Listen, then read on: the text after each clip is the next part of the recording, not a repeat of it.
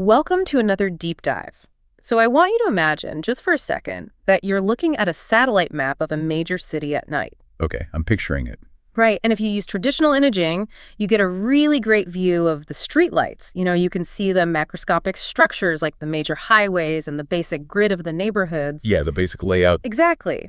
But what if you could suddenly zoom in and in the exact same moment instantly see the traffic flow, the pedestrians walking on the sidewalks, the flickering neon signs, and the real-time energy grid all at once? I mean, that is precisely the kind of leap we're discussing today. But, instead of mapping a city, we're talking about the living human brain. Which is arguably way more complex. Oh, absolutely. We're moving from looking at the macroscopic streetlights of brain anatomy to this vibrant, hyper-detailed molecular metropolis. And that brings us to today's source material. We're doing a deep dive into a groundbreaking May 2026 paper from the journal Nature. It's by Yu-Du Lee and colleagues, titled Multiplexed Magnetic Resonance Imaging, or MRX for short. Right, MRX. Our mission today is to unpack this paper because it honestly represents a total paradigm shift. We're going from taking structural pictures of the brain to capturing its exact chemical and metabolic state in real time.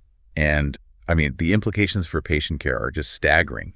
We are talking about seeing things like tumors and neurodegenerative diseases in a way that fundamentally changes how we treat them. Yeah. But to really understand how this new MRX technology does that, we need to look at the massive bottleneck that's been holding clinical imaging back for, the last 50 years. Right. Let's unpack that bottleneck. Because traditional MRI has been around for 5 decades, and obviously it completely revolutionized medicine. But what exactly is the bottleneck here? Why are we only seeing the streetlights? So the bottleneck is actually what we are not seeing.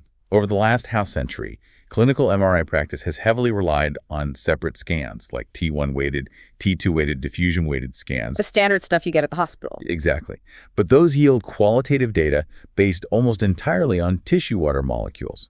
Because we're mostly water. Right. The human body is mostly water. It's incredibly abundant. And each water molecule has 2 hydrogen protons, making it very loud and very, very easy for a magnetic scanner to pick up. So it drowns out everything else. Basically, yeah. So standard scans are fantastic for macroscopic tissue pathology. Mm-hmm. If there's a large physical anomaly, like a mass or a bleed, you'll definitely find it. But the brain isn't just water. If we only look at water, we're completely missing the actual functional engine of the brain, which is the metabolism. Because hiding inside the brain are these critical molecules that tell us what the cells are actually doing. I'm talking about things like NWA, which is a major indicator of neuronal health, or myoinositol, choline, creatine. Yeah, choline is a big one. It marks cell membrane turnover, meaning it shows us how fast cells are dividing. Right, and there's glutamate, glutamine, lactate. And lactate is a massive indicator that tissue is starved of oxygen, right? It means there's inflammation or hypoxia. Spot on.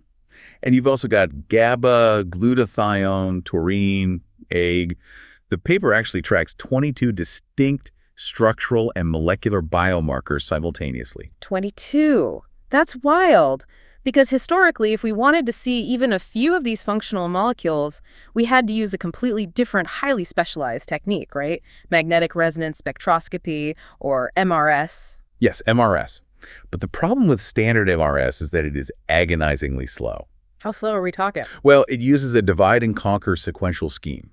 It essentially looks at a single 3D pixel, a single voxel at a time. Oh, wow. 1 voxel at a time. Yeah, and if you want a high spatial resolution for all 22 of these different molecules across the entire brain, you run into this insurmountable wall that physicists call the curse of dimensionality. The curse of dimensionality. That sounds ominous. It really is, mathematically speaking. Every time you add another dimension to the data you want to collect, say you want to measure just one more molecule, or you want the image to be slightly sharper, the mathematical complexity and the time required to run the scan explode exponentially. Okay, but wait, let me play devil's advocate here. Let's unpack this. If the issue is just that scanning 1 voxel at a time takes too long, why can't we just crank up the power on the 3T clinical machines? You mean just go faster? Yeah, why can't we just run the different scans back to back super fast, one after the other, until we have all 22 biomarkers? It's a great question, but it really comes down to the fundamental physics of how clinical MRI scanners interact with the body. When you run an MRI, you use a magnetic pulse to tip the hydrogen protons out of alignment. Right. And then you measure the signal they give off as they relax back to their normal state. Like flicking a compass needle and watching it settle back to north. That's a perfect analogy. But here's the catch. You cannot cheat the physics of proton spin relaxation. Every single molecule has its own unique chemical environment, which means they all relax at entirely different speeds. So they don't all go back to north at the same time. Exactly. Water relaxes at one speed, lactate at another, choline at another. If you just rapid fire the scanner, the signals just blur together into useless noise. Ah, I see. You have to literally just sit and wait for the quantum states of these molecules to reset before you can pulse again. So running scans back to back still requires massive amounts of dead time. Just waiting around. Just waiting. To get all 22 biomarkers at high resolution using traditional methods, a patient would have to lie perfectly still inside a scanner for hours, maybe even days. Which is completely impossible. I mean, especially for someone who is sick, let alone for a busy hospital trying to scan dozens of people a day. It's just not clinically viable. Okay, so let's do a quick 5-minute recap here to anchor this for you, the listener. Bullet 1. Traditional MRI really only sees water structure, but MRX sees 22 structural and molecular biomarkers all at once. Right. Bullet 2. MRX achieves this in under 14 minutes, overcoming the curse of dimensionality that has limited MRI for decades. Yeah. Which brings me to a question for you, the listener. Have you ever wondered what critical details you're missing when you only look at the structural surface of a problem? Because for decades, we've essentially been blind to the metabolic reality of the brain. We've been diagnosing diseases by looking at the water structure, basically waiting for the house to visibly burn down, rather than detecting the smoke of the early metabolic changes. That is a brilliant way to put it. So how does MRX actually shatter this bottleneck? How do they get all this in under 14 minutes? They did it through two massive innovations in how they gather the data. First is multiplexed wideband excitation, and second is high-speed sparse sampling. Okay, let's break those down. Start with the wideband excitation. So instead of using narrow pulses to ask for one specific molecule at a time, the authors designed a wideband radio frequency pulse. It is incredibly brief, just 1.2 milliseconds long. That's practically instantaneous. Yeah, but it has a massive bandwidth of 7,250 hertz. Meaning it's a magnetic pulse that shouts across a huge range of frequencies all at once. Let me try a visual memory trigger here for you guys listening. Go for it. Imagine you're fishing in a huge, deep ocean. Traditional MRI is like using a single fishing pole. You cast your line, you wait, and you catch one specific type of fish, which is the water molecules. Right.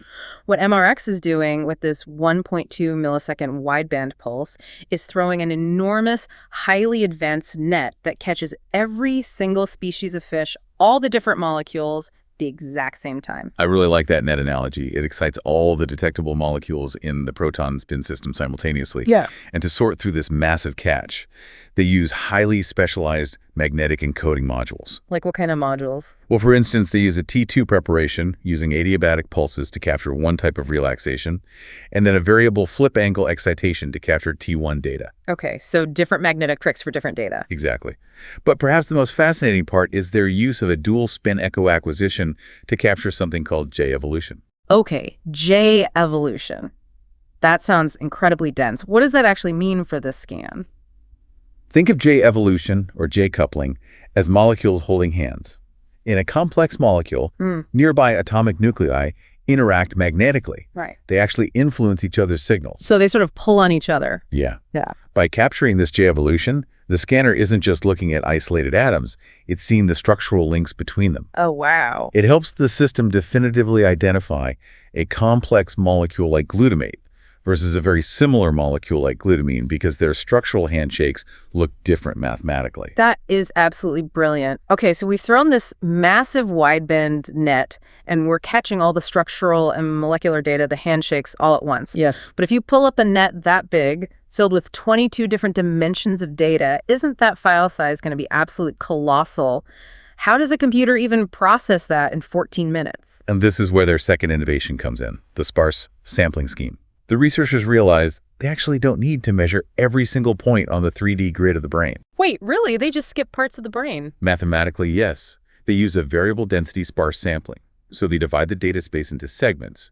In the very center, the dense central segment, they sample fully. To get a clear anchor. Exactly. To get a high signal-to-noise ratio for the spatiospectral signals.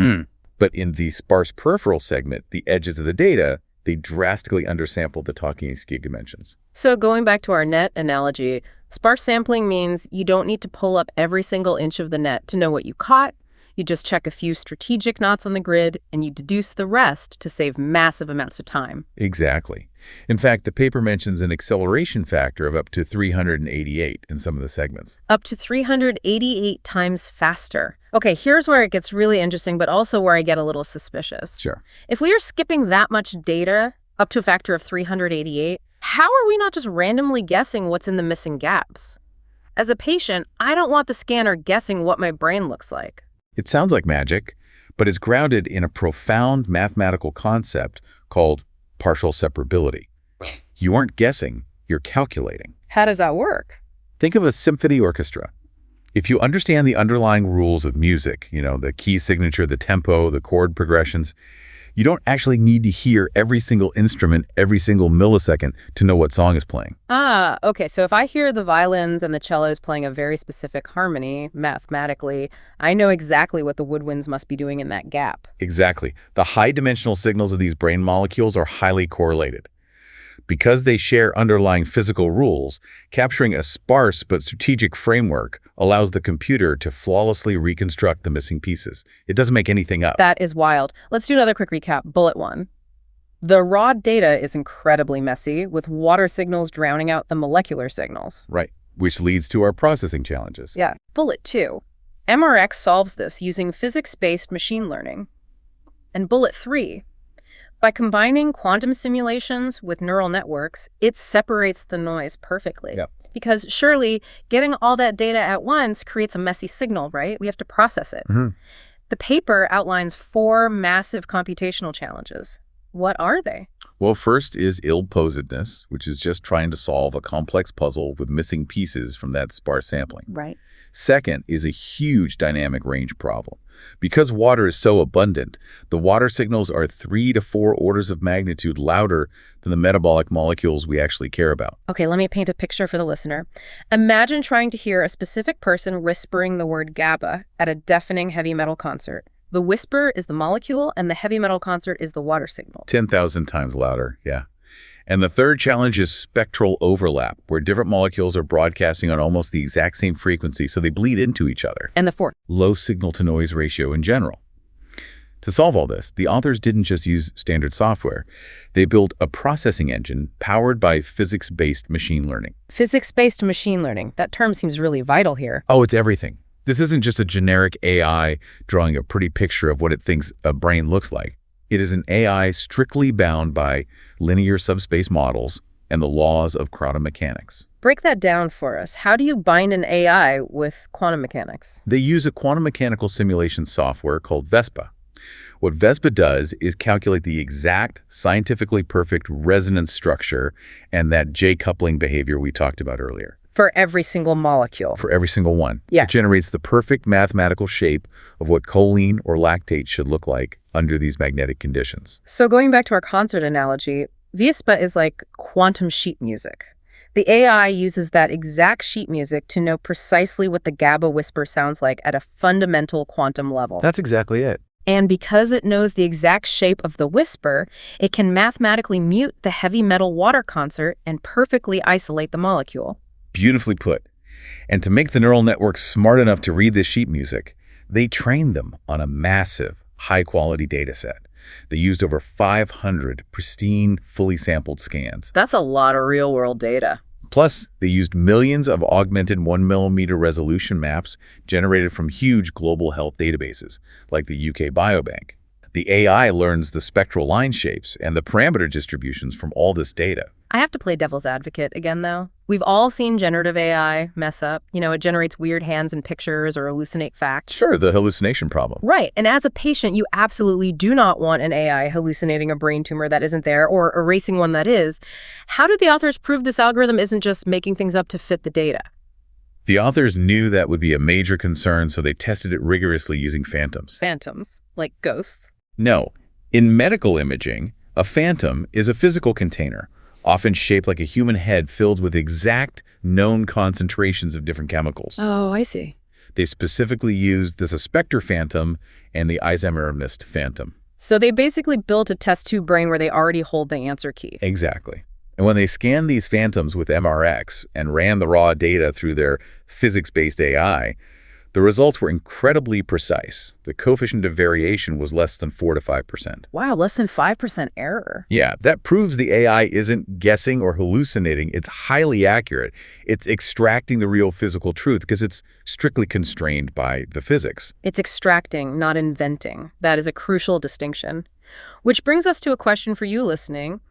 If you could apply a physics-constrained algorithm to your own life, what overwhelming noise would you filter out to find the hidden signals? I love that. Right. So we've seen how the hardware and the AI work together.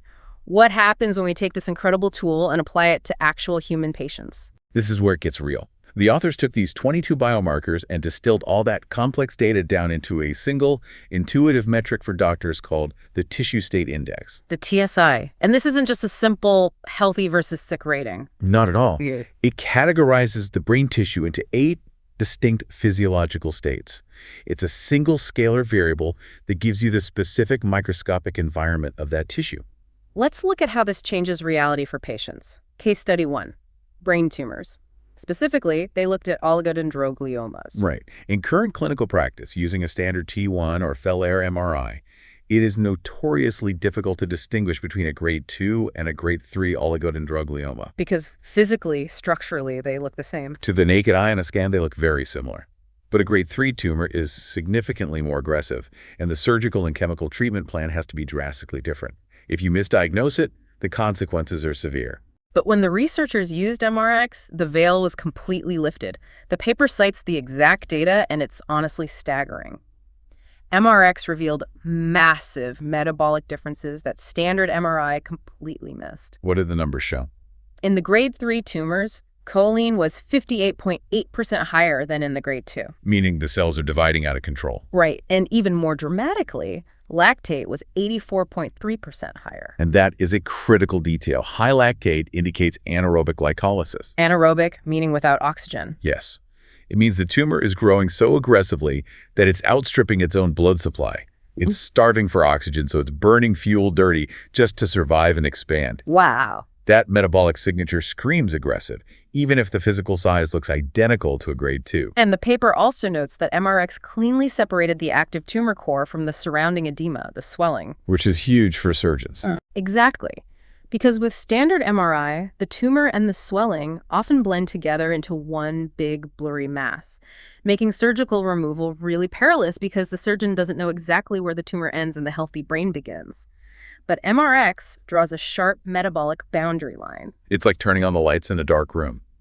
And we see similar transformative results in case study 2, which looks at multiple sclerosis, or MS. Now, MS is an autoimmune disease, right, where the body attacks the protective myelin sheath around nerves in the brain and spinal cord. Exactly. And traditional MRI really struggles here. You often need to inject contrast agents, like gadolinium, into the patient's bloodstream just to see the active lesions. Nobody loves an injection. Right, and even with contrast, it's hard to tell exactly what is happening on a cellular level.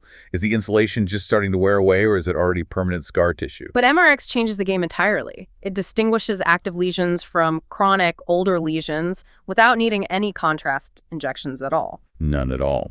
Let's look at the numbers again. In active MS lesions, MRX showed that lactate levels were 210.2% higher than normal. 210%. That is a massive spike. Yes. This indicates aerobic hyperglycolysis driven by acute inflammation. The immune system is actively attacking. Metabolically speaking, the tissue is quite literally on fire. And what about the older chronic lesions? In chronic lesions, the metabolic signature flips entirely. MRX showed that the ratio of myoinositol to NAA was 32.4% higher. And what does that ratio tell us? That specific ratio is the exact molecular signature of continuous gliosis. Gliosis basically being the brain's version of scar tissue forming where the neurons have already died off. Correct. So a doctor can look at a single scan and immediately know this spot is actively burning and this spot is an old scar. But here is the part of the paper that genuinely gave me chills. It's one thing to have a high-res image of the damage, but the authors talk about predictive power. The holy grail of medicine. Right. They show that this algorithm can actually see the future of a brain lesion before the physical damage even happens. Yes, that is arguably the most profound implication of this entire technology. The researchers found that by looking at the baseline MRX markers, specifically that ratio of myoinositol to NAA we just mentioned, they could accurately predict if a piece of normal-appearing brain tissue would evolve into a visible MS lesion 4 months later. 4 months. Let that sink in for a second. The physical structure of the brain looks completely normal on a standard MRI, but the metabolism is already shifting. The invisible chemical alarms are already going off. It shifts the entire paradigm of modern medicine. For decades, we've been trapped in a reactive model, waiting for structural damage to occur, and then trying to treat it. MRX allows us to be proactive. We can identify the metabolic shifts and intervene before the structural breakdown ever happens. It is a phenomenal synthesis of hardware engineering, quantum physics, and artificial intelligence. Yeah. The authors make it very clear. MRX isn't just a software upgrade for an MRI machine. No, it's much more than that. It is a fundamental paradigm shift. We are moving from qualitative pictures, which are essentially just shadows on a wall, to a quantitative molecular dashboard of the living human body. So to summarize this clinical impact with our final recap, Bullet 1, MRX creates this incredible tissue state index, grading the health of tissue beyond just healthy or diseased. Bullet 2, for brain tumors, it spots dangerous grade 3 markers, like high choline and lactate, that are invisible to standard MRI. And Bullet 3, for MS, it stages active versus chronic lesions without contrast and predicts future lesion formation by tracking metabolic changes. Which brings us to the future. Right, the concept of 3P medicine. Personalized, precision, and predictive. With this massive 22-dimensional influx of data from MRX, the authors envision building what they call digital twins. A digital twin is an AI-powered generative model of a specific patient's brain. Right now, digital twins in medicine are highly theoretical because we simply don't have enough complex individual data to feed them. But if you can take a 14-minute MRX scan, you instantly have a high-resolution metabolic map of that exact person. You could build a perfectly accurate digital copy of their brain in a computer. You could simulate how a disease will progress over the next 5 years. You could test a dozen different aggressive chemotherapy drugs on the digital twin to see which one works best, all without ever exposing the actual human patient to side effects. Exactly. It brings true precision medicine from science fiction into clinical reality. Which leaves you, the listener, with a lingering question. If this technology allows us to create a perfect, living digital twin of your brain, one that ages in a server, reacts to medicine, and develops diseases in a simulation exactly as you would in real life, how will that change our fundamental relationship with our own health, our choices, and our mortality? It's a heavy thought. If a doctor could show you a simulation of the exact metabolic future of your brain months or years before a symptom ever occurs, does knowing your biological future empower you or terrify you? Think about that. Thank you for joining us on this intense deep dive into the source material. Catch you next time.